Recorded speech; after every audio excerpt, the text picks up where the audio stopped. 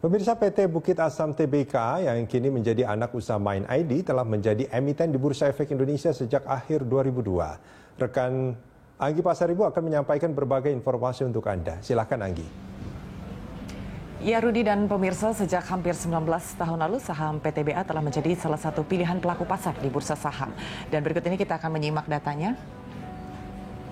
PT Bukit Asam Tbk dengan kode PTBA yang sudah listing di Bursa Efek sejak 23 Desember 2002 dan telah terpasang di papan utama. Untuk bidang usaha utama bergerak di pertambangan batu bara atau coal mining, sektor energi, dan untuk subsektor minyak, gas, dan batu bara, industri batu bara, dan subindustri produksi batu bara.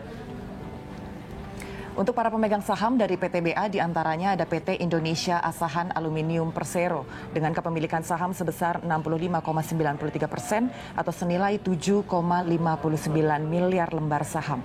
Dan pemegang saham lain dengan kepemilikan 31,15% atau setara dengan 3,58 miliar lembar saham.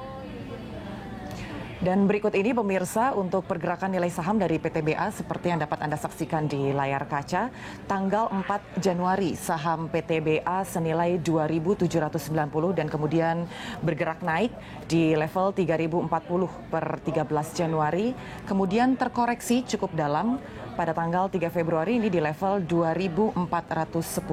Dan setelah terkoreksi cukup dalam dapat disaksikan sendiri PTBA sempat rebound di level 2.740 dan bergerak fluktuatif hingga penutupan perdagangan kemarin, yaitu di level 2.520 per tanggal 6 April kemarin. Demikian sejumlah data dari PT Bukit Asam, kembali ke Anda, Rudi. Baik, terima kasih Anggi Pasaribu. Dialog kita lanjutkan kembali masih bersama Surya Dharma. Mas Surya Dharma, ini kalau kita perhatikan pergerakan saham PTBA dari Januari hingga terakhir, data terakhir itu, ini pernah sampai cukup tinggi ya di awal-awal, tapi terus kemudian dibandingkan di awal Januari, ini justru lebih rendah. Bagaimana Anda membaca pergerakan kinerja saham PTBA ini, Mas Surya Dharma? Kenaikan ini sebetulnya kan awalnya kan terjadi karena adanya peningkatan harga dari batubara juga ya. Okay. Jadi batubara ini kan di luar dugaan itu terus meningkat ya. Jadi sekarang itu di level sekitar di atas $90. Nah, jadi kinerja dari PTBA itu sendiri juga di waktu itu sangat bagus kalau saya lihat ya. Jadi kita lihat misalnya dari sisi volume penjualan aja kan naiknya sekitar 25% dibandingkan kuartal ketiga. Jadi mereka 7,5 ton ya penjualan pada waktu Q4.